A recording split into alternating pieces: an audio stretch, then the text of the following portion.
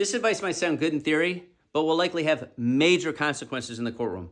Dan McDermott here, McDermott Law Group, not your typical attorneys, guys. Many people are being told immediately following a self-defense shooting to call 911 and ask for 2 ambulances. One for this other individual that you just shot and one for yourself. And the reason they're being told this is for a number of different reasons, but some of those reasons include, you know what, when you call and you ask for an ambulance, you could say, hey, I believe I'm having a heart attack. I don't want to speak to anybody. And because you do this, you won't be talking to anybody. You won't be talking to the police or anybody else. And you'll have time to consider what you're going to do. You'll have time to contact your attorney. You'll have time to think this whole thing out. As a general rule, this is not true. I know this from experience. I represent people and successfully represent people all throughout this country, multiple states on self-defense shooting cases.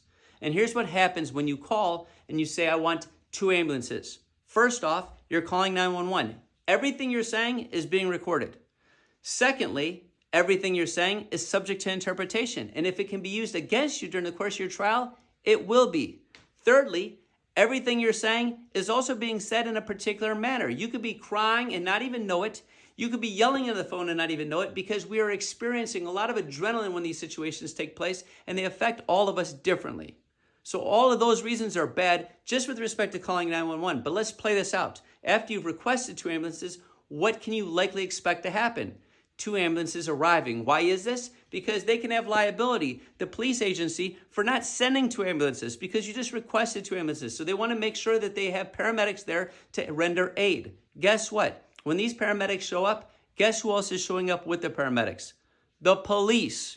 Do you know why? Because the police want to make sure their paramedics are safe. They know that there was just a shooting at this particular location. They're not going to let you speak to the paramedics by yourself. Don't think that's going to happen, because it will not. So when you're speaking to the paramedics, whatever you're saying to the paramedics, that information, whatever information you're providing, is being written down by them. They don't have body cam footage that they're going to rely on.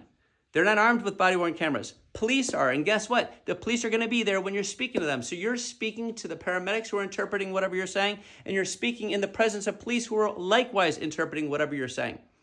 Guess who else is interpreting whatever you're saying to the paramedics and the police and the 911? The prosecutor's office. If it can be interpreted in a way that can be used against you and you're being criminally charged, they will in fact use it against you. Finally, when you're providing all this information to the paramedics and you are claiming that you might be about to suffer a heart attack, or you may have suffered a heart attack already, when in fact this isn't true. And by the way, if it's true, then yes, you should be asking for paramedics. But if this is not true and you believe this is a way to buy you time, not only is it not buying you time, not only are you exposing yourself to all this information being used against you, but you're also going to the hospital where you're